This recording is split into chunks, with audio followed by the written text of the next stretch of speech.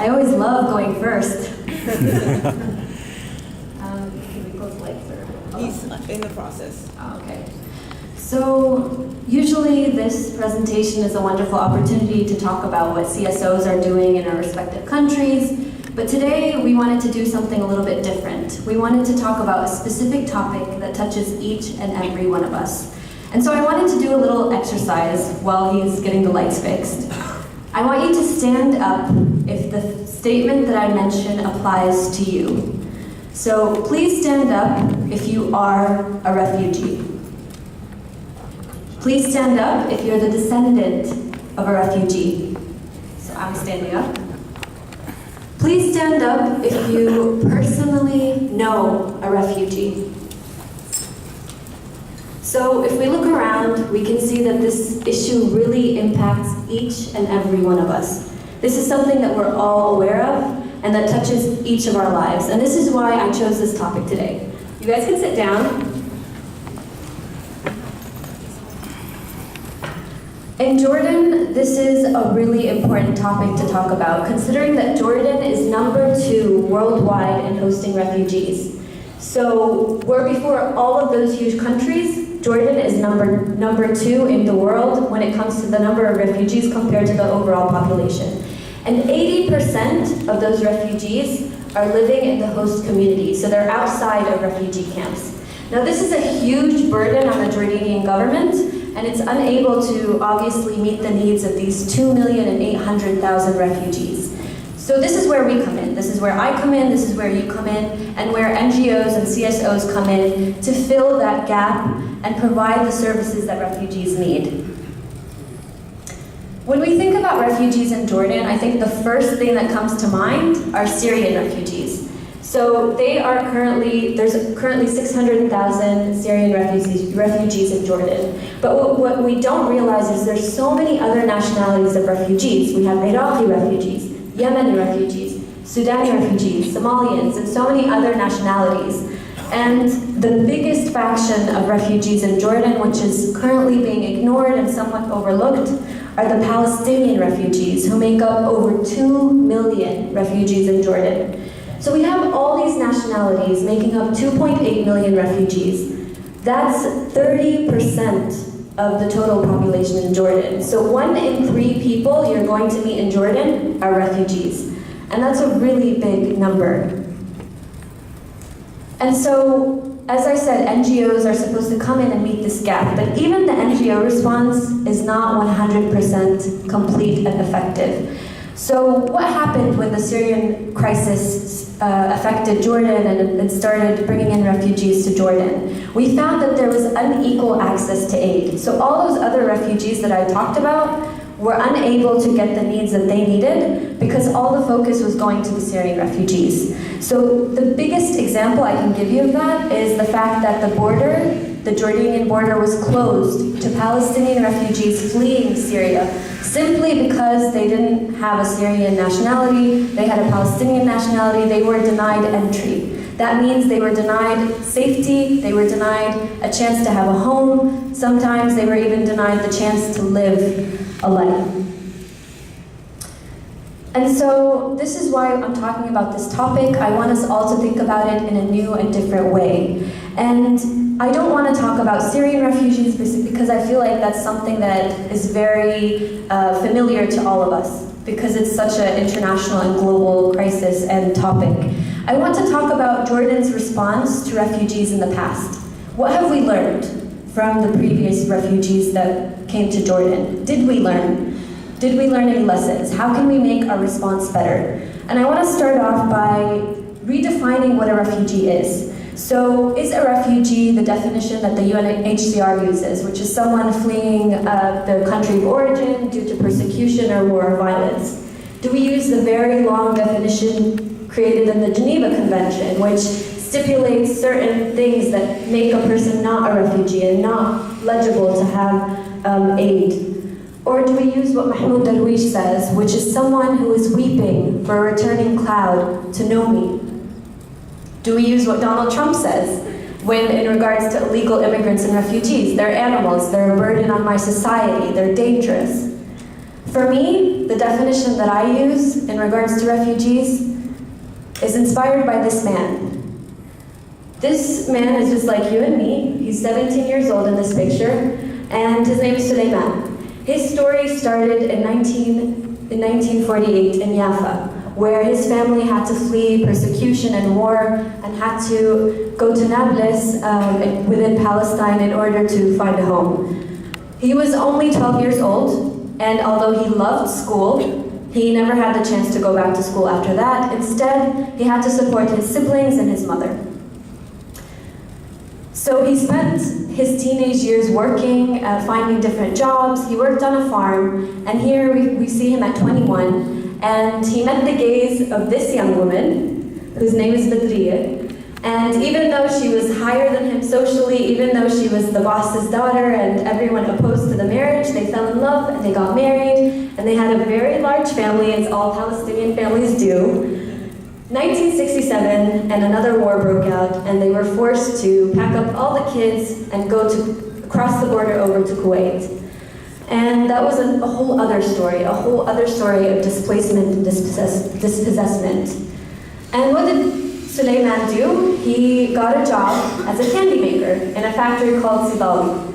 And that might seem insignificant or very normal, but he was the best candy maker in all of Kuwait.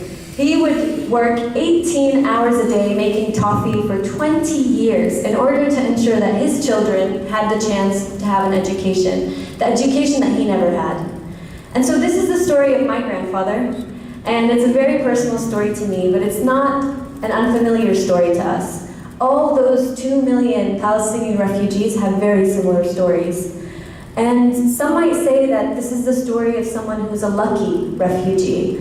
And I want to share the stories of those who were less lucky, let's say, who had a different story, who had a different narrative. So I'm going to shed the light on the Gazan refugees who live in Jordan, where they're called ex-Gazan refugees.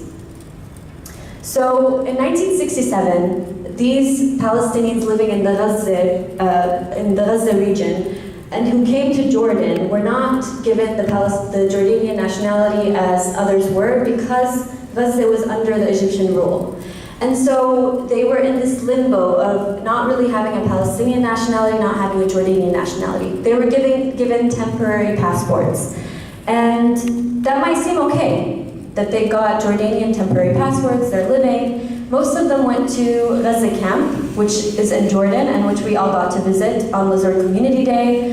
And it houses around 140,000 within refugee camps. There's 700,000 within the host community.